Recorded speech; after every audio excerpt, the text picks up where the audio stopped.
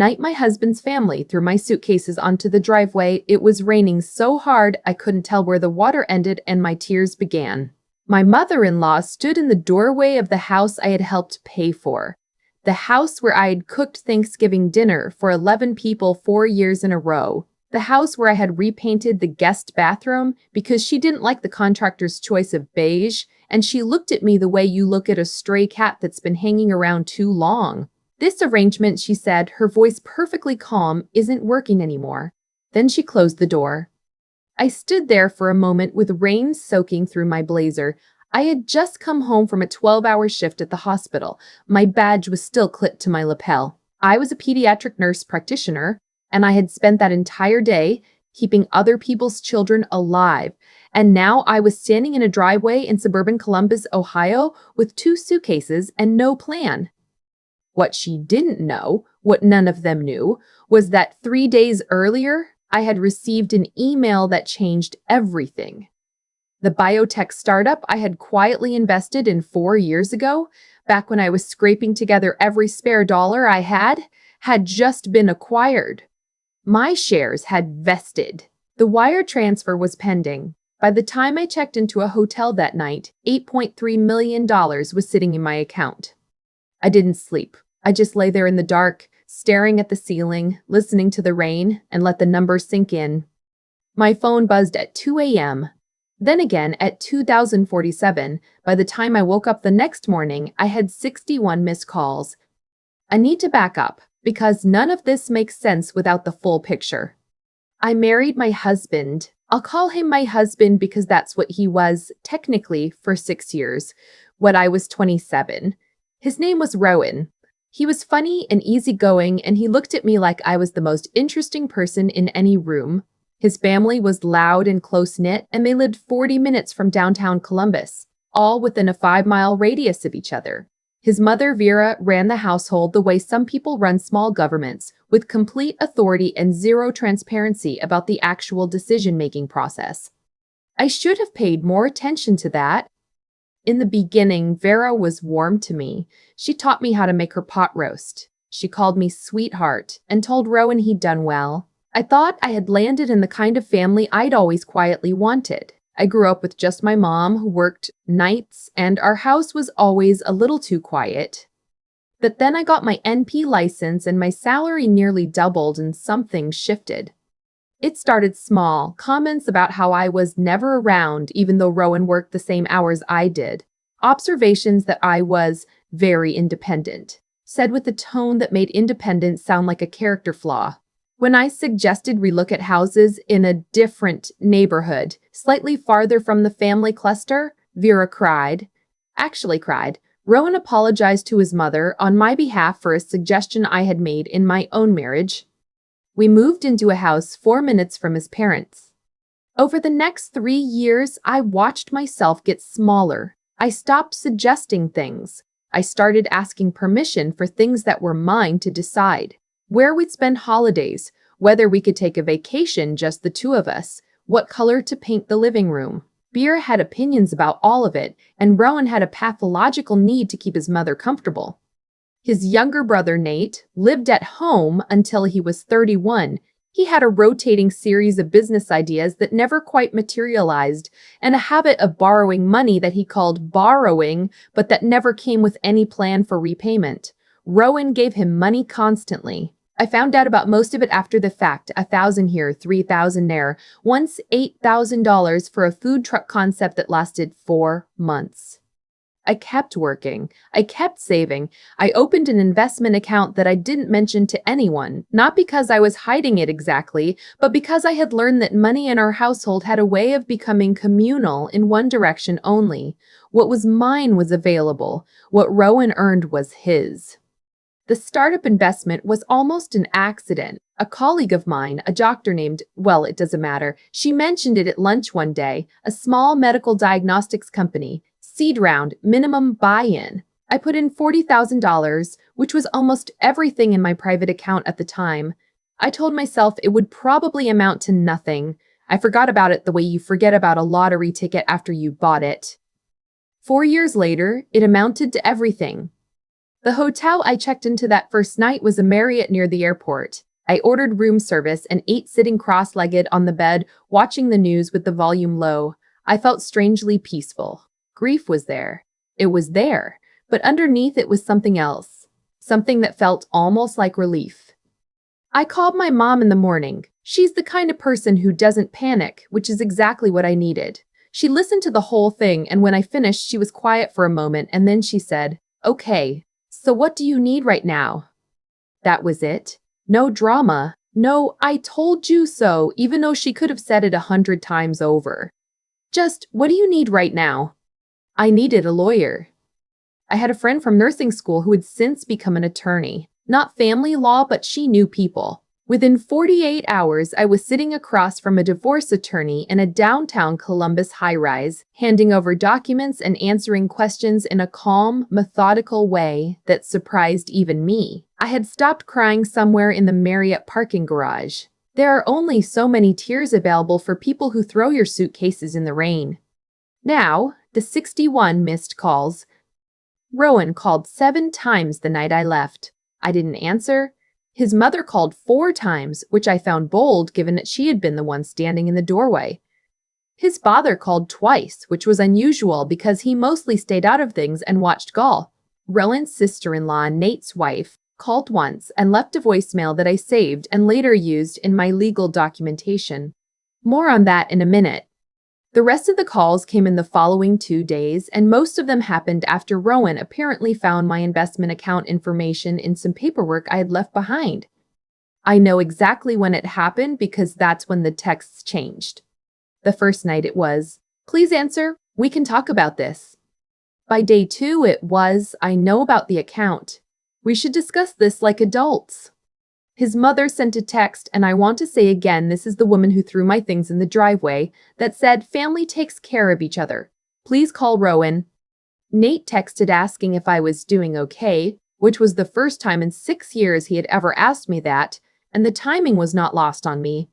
The voicemail from Nate's wife was the most interesting.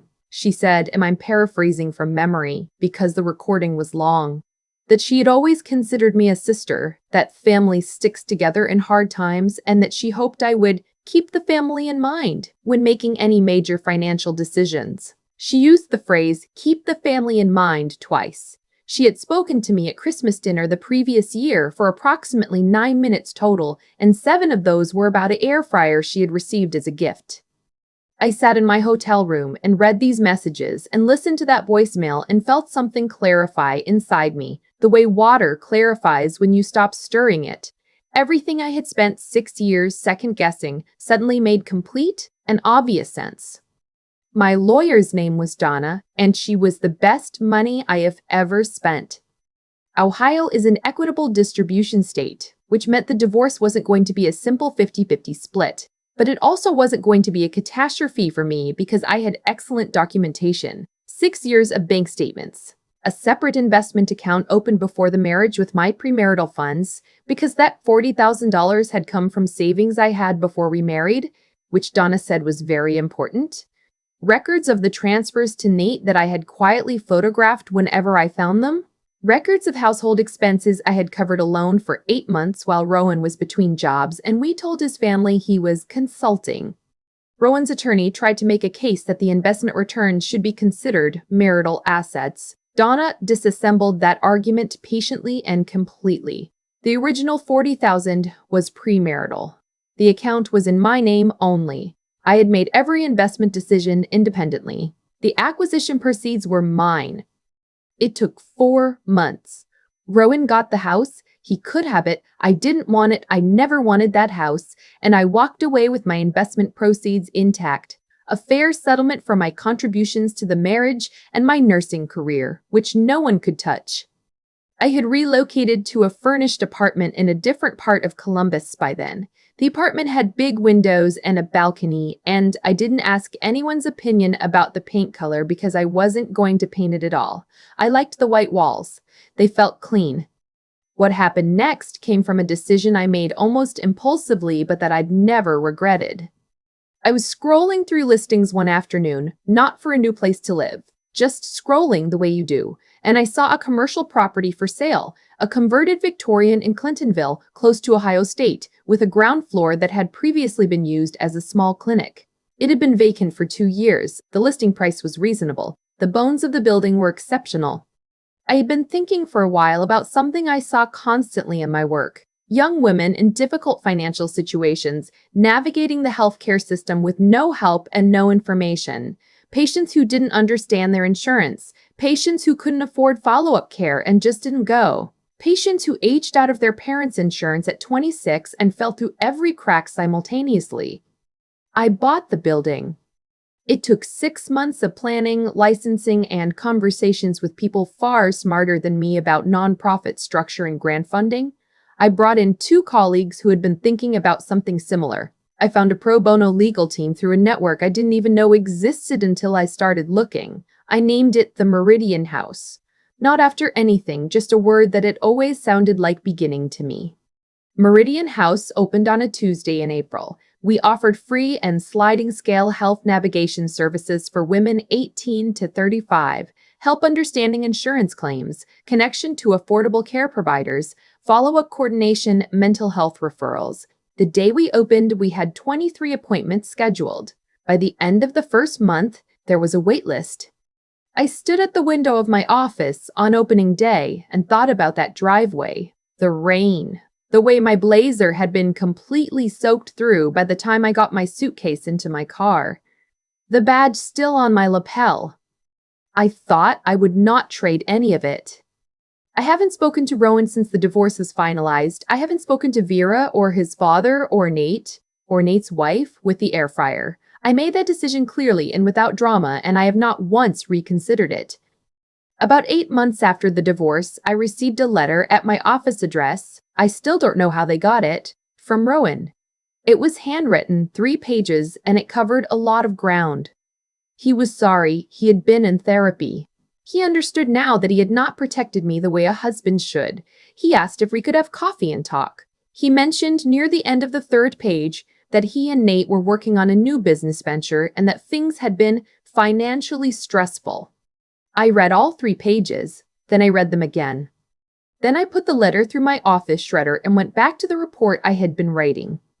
Forgiveness is something I think about differently now than I used to. I used to think it meant reconciliation, that you forgave someone and then things went back to some version of how they were before. But I've come to believe that forgiveness, real forgiveness, is something you do entirely for yourself, quietly, in your own time, and it has nothing to do with giving someone access to you again. You can forgive a person and never speak to them again. Those 2 things are not in conflict. I have forgiven Rowan for being a man who could not choose his wife over his mother. I have forgiven Vera for seeing me as a resource rather than a person. I have forgiven myself for the years I spent making myself smaller because I was doing the best I could with what I understood at the time. But I have not given any of them my phone number, my office address, or any portion of what I built. I don't feel guilty about that. I used to think that some part of me would feel the pull of obligation, the weight of 6 years. But obligation is a strange thing. It dissolves pretty quickly when you realize it was never mutual. There's something I want to say to anyone who is sitting right now in what I was sitting in. Not the hotel room, not even the driveway in the rain, but the earlier part, the part where you're still there, still making yourself smaller, still trying to figure out if the problem is you. It is not you. Families that operate the way Rowan's family operated depend entirely on one person absorbing what the others cannot carry. They need someone to be the quiet one, the flexible one, the one who adjusts. They'll call it selflessness and love and family, and it will feel like love because they're not lying. They genuinely believe they love you. But what they're expressing isn't love. It's utility. And the moment your utility changes, the moment you have something they want more than they want your compliance, the whole architecture reveals itself. That's actually a gift, even though it doesn't feel like one. The architecture revealing itself is the moment you get to decide what you actually want to build. I built Meridian House. I built mornings where I drink my coffee alone in my apartment with the white walls and the big windows and nobody's opinion about anything. I built a bank account that belongs to me and a career that I earned in a life that, for the first time since I was maybe 22, feels like mine. The badge is still on my lapel every shift. That part never changed. But everything that badge means, who I am, what I can do, where I go when the shift is over, that's different now. Different in every way that matters. If you've ever had to walk out of a life that stopped fitting or been pushed out of one before you were ready, I see you. Drop your story in the comments. I read every single one. And if something in what I said today stayed with you, subscribe and come back. I'll be here, same as always, telling the truth about what it actually takes to start over and mean it. I still think about the badge sometimes, the way it was still clipped to my lapel when I was standing in that driveway in the rain, my suitcases already on the concrete, Vera's front door already closed. I had just spent 12 hours keeping children breathing, and the woman who called me her daughter-in-law couldn't give me 12 seconds of decency on the way out. What I've come to understand is that what happened that night wasn't random. It was the result of choices, mine and theirs, accumulated over 6 years. Every time I said nothing when I should have spoken, every time Rowan chose his mother's comfort over my dignity, every time Vera treated the household like a system she ran and I was simply one of its components. Cause and effect doesn't announce itself. It just builds quietly until the night it shows up on your doorstep and the door closes in your face. I used to think the hardest thing was walking away. It's not. The hardest thing is the period before that, the years where you're still there, still adjusting, still asking yourself whether you're being too sensitive or not sensitive enough. That uncertainty is the real cost. And it's paid in installments so small you don't notice until you look back and realize how much you've spent. What got me through, and I mean through the driveway, through the hotel room, through 4 months of legal proceedings, through building something new on the other side, wasn't luck. It was 3 things that I had built in myself, long before that night, without fully realizing it. The first was integrity, not the performative kind, not the kind you announce, but the quiet kind, the kind that made me keep my own financial records, maintain my own account, make my own decisions about where to put $40,000 on a lunch break, because something in me knew, even then, that I needed something that was purely mine. I wasn't scheming. I was just being honest with myself about what the situation was. That honesty is what I had left when everything else was taken. The second was judgment.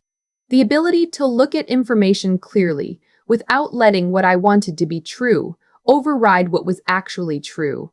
When those 61 missed calls started coming in, I didn't answer them because I could see exactly why they were calling.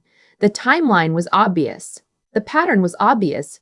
Judgment isn't cold. It saved me from re-entering a situation that would have consumed whatever I had just gotten free of.